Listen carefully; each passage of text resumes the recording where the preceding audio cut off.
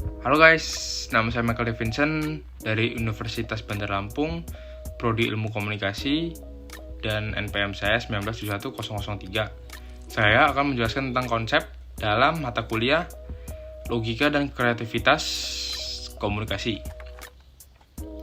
Nah, konsep atau anggitan adalah abstrak entitas mental yang universal yang menunjuk pada kategori atau kelas dari suatu entitas, kejadian, atau hubungan. Istilah konsep berasal dari bahasa Latin, yaitu conceptum, artinya sesuatu yang dipahami. Aristoteles dalam The Classical Theory of Concept menyatakan bahwa konsep merupakan penyusun utama dalam pembentukan pengetahuan ilmiah dan filsafat pemikiran manusia.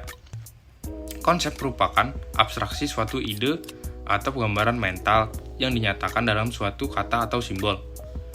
Konsep dinyatakan juga sebagai bagian dari pengetahuan yang dibangun dari berbagai macam karakteristik.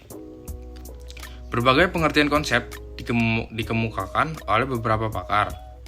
Konsep didefinisikan sebagai suatu arti yang mewakili sejumlah objek yang mempunyai ciri-ciri yang sama.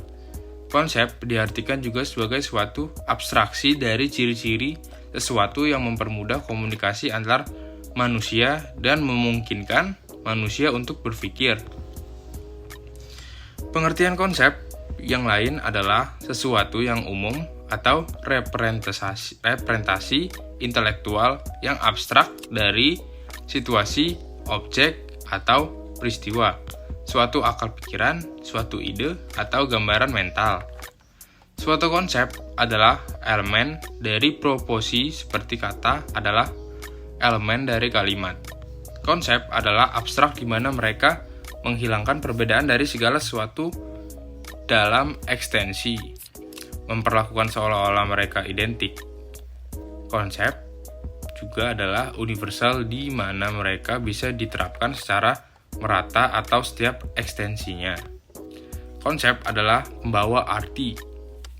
Suatu konsep tunggal bisa dinyatakan dengan bahasa apapun. Konsep biasa dinyatakan dengan Han dalam bahasa Jerman, Chain dalam bahasa Prancis, Pero dalam bahasa Spanyol.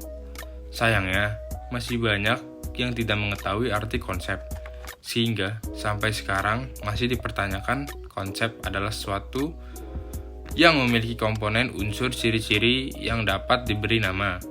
Demikian definisi dari konsep. Nah, sekarang adalah unsur-unsur dalam konsep. Di dalam membuat sebuah konsep tentu terdapat beberapa unsur di dalamnya. Nah, yang pertama yaitu nama. Ini adalah konsep yang mewakili kata tunggal untuk dapat menjelaskan ide atau gagasan. Yang kedua yaitu contoh. Dalam menyampaikan ide, terdapat beberapa contoh analisis yang membandingkan contoh positif serta negatif dan juga karakteristiknya. Yang ketiga, yaitu karakteristik pokok. Karakteristik pokok ini digunakan untuk dapat menciptakan serta juga menentukan suatu contoh dalam kategori konsep atau juga bukan konsep. Yang keempat, yaitu rentang karakteristik. Ini merupakan suatu konsep yang terkait dengan konsep lainnya, serta memiliki rentang karakteristiknya yang membatasi konsep. Di antaranya, yang pertama yaitu superordinat. Superordinat merupakan konsep yang dihubungkan atau dikaitkan dengan konsep yang lebih luas. Yang kedua yaitu koordinat. Koordinat merupakan konsep yang setara serta saling berkaitan atau berhubungan dengan yang lainnya. Yang ketiga yaitu subordinat. Subordinat merupakan subkategori atau juga bagian kecil dari sebuah konsep. Yang keempat, kaidah. Sekian presentasi dari saya. Terima kasih.